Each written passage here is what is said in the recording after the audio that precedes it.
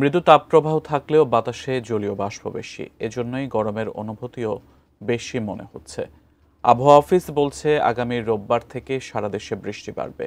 এতে অসহনীয় গরম কমে আসলেও থাকবে ভ্যাপসা গরম। গত মার্চ থেকে মে পর্যন্ত যে তাপমাত্রা ছিল তাতে মানুষের কষ্ট হলেও অসহনীয় ছিল না। গত কয়েকদিন মৌসুমী বায়ু কম সক্রিয় থাকায় কমেছে বৃষ্টি। এর সাথে বাতাসে জলীয় বাষ্পের পরিমাণ বেশি থাকায় ৩৫ থেকে ৩৭ ডিগ্রি তাপমাত্রাতেও অসহনীয় গরমে অতিষ্ঠ জনজীবন। মাথা শরীর পুরো আগুনের মতন গরম হয়ে যায়। অনেক তাপ, অনেক গরম, প্যারাডাইজ রিক্সা চালাইতেছি, অনেক গরম। অসহনীয় গরম না পেরে খাইতেছি, খাওয়াটা ঠিক না, তারপরেও নিজের জীবন বাঁচানোর তাগিদে খাচ্ছি।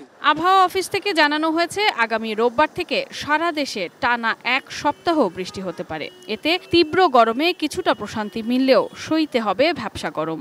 রবিবার বা সোমবার থেকে বৃষ্টিপাতের আধিক্যতা বাড়বে, সেই ক্ষেত্রে তাপমাত্রাটা কমে আসবে। হ্যাঁ, এবং যেটা মৃদু তাপপ্রবাহ যেটাতে এটাও কিন্তু প্রশমিত হবে, তবে ভ্যাপসা গরমটা পুরোপুরি যাবে না। সানবিট সব দিবে সামাল। সানবিট ম্যাজিক প্রেস ডিশওয়াশিং এর মাথা ঘোরানো সলিউশন। এখনো মৃদু তাপ প্রবাহের কবলে রংপুর, রাজশাহী, খুলনা, চট্টগ্রাম ও ঢাকা বিভাগ।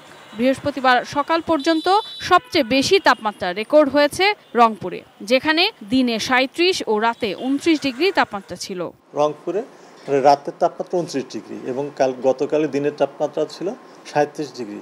তার মানে রংপুরের মানুষ খুব খারাপ অবস্থায় আছে আসলে। তো এর সঙ্গে জলীয় বাষ্পের পরিমাণ যদি যোগ করে, তাপমাত্রা ফিলিংস তাপমাত্রা আরও বেশি। বৃহস্পতিবার সকাল ৯টায় আবহাওয়া অধিদপ্তর সারা দেশের বেশ কিছু অঞ্চলে সন্ধ্যা ৬টার মধ্যে দমকা হাওয়া ও বজ্রসহ মাঝারি ধরনের বৃষ্টির আভাস দিয়েছে। Sadia Nancy, ATN news, Dhaka.